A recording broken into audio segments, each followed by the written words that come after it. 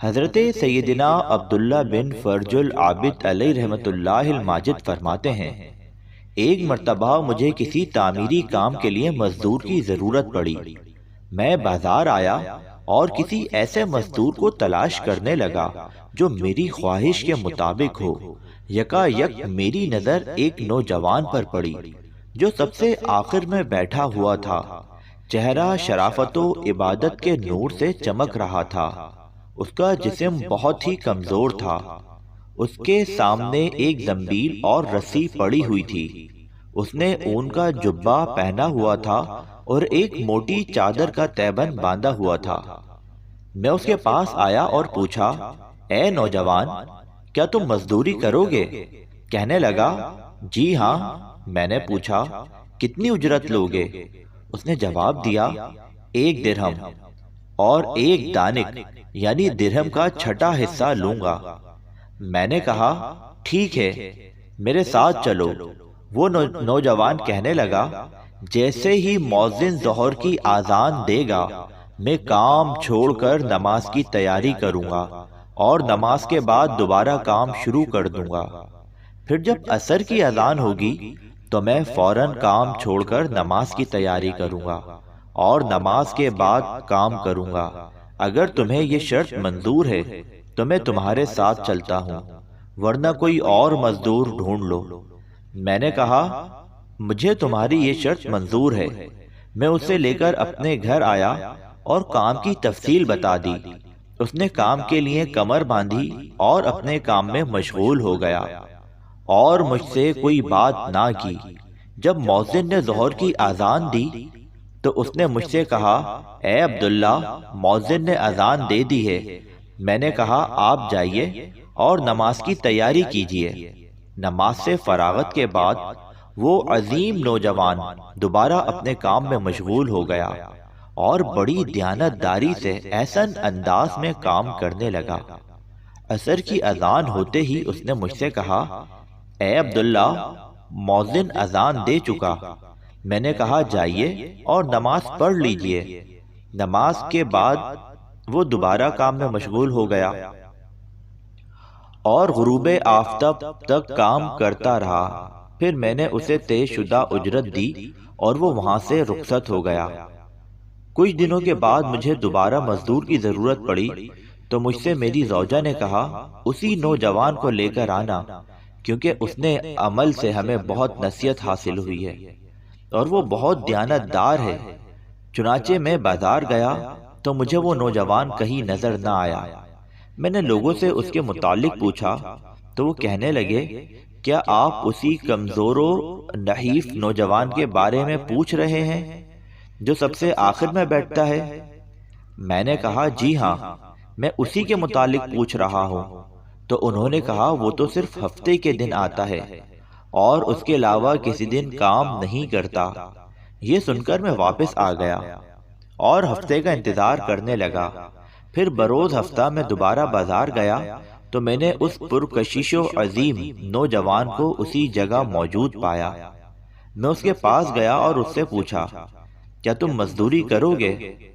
اس نے کہا، جی ہاں، لیکن میری وہی شرائط ہوں گی جو میں نے پہلے بتائی تھی۔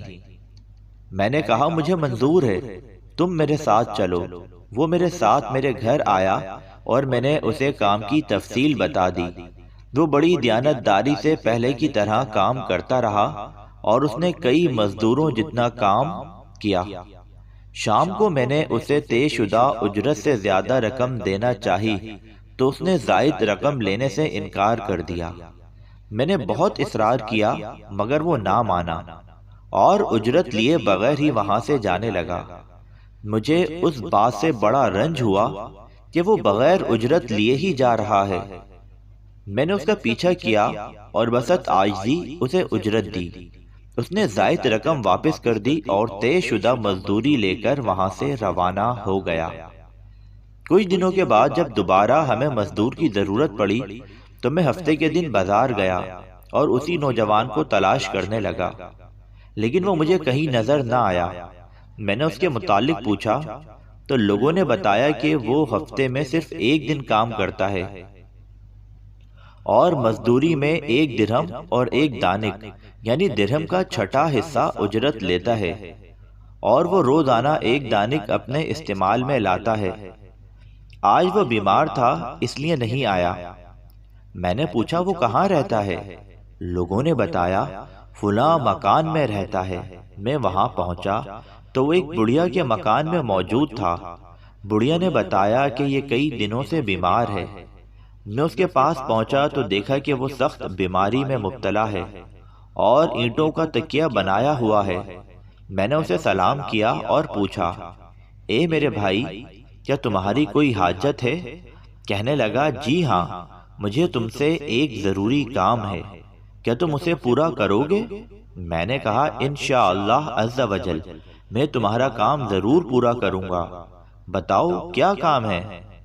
اس نوجوان نے کہا، جب میں مر جاؤں تو یہ لوٹا اور زنبیل بیچ کر گورکن کو اجرت دے دینا، اور کفن کے لیے مجھے میرا یہی اون کا جبہ اور چادر کافی ہے، مجھے اسی لباس میں سپرد خاک کر دینا، اور میری جیب میں ایک انگوٹھی ہے، اسے اپنے پاس رکھنا، اور میری تدفین کے بعد اسے امیر المومنین ہارون الرشید علیہ رحمت اللہ المجید کے پاس لے جانا۔ جب ان کی شاہی سواری فلاں دن فلاں مقام سے گزرے تو انہیں کہنا، میرے پاس آپ رحمت اللہ تعالی علیہ کی ایک امانت ہے، پھر انہیں یہ انگوٹھی دکھا دینا، وہ خود ہی تمہیں اپنے پاس بلا لیں گے، اور اس بات کا خیال رکھنا کہ یہ کام میری تدفین کے بعد ہی کرنا۔ میں نے کہا، ٹھیک ہے، میں تمہاری وصیت پر عمل کروں گا۔ پھر اس عظیم نوجوان کی روح قفس انصری سے پرواز کر گئی۔ مجھے اس کی موت کا بہت دکھ ہوا۔ بہرحال میں نے اس کی وصیت کے مطابق اس کی تجہیز و تکفین کی، اور پھر انتظار کرنے لگا کہ خلیفہ ہارون الرشید علیہ رحمت اللہ المجید کی سواری کس دن نکلتی ہے۔ جب وہ دن آیا تو میں راستے میں بیٹھ گیا۔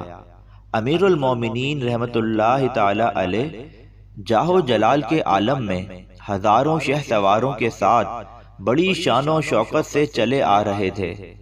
جب ان کی سواری میرے قریب سے گزری تو میں نے بلند آواز سے کہا، اے امیر المومنین رحمت اللہ تعالی علیہ، میرے پاس آپ رحمت اللہ تعالی علیہ کی ایک امانت ہے۔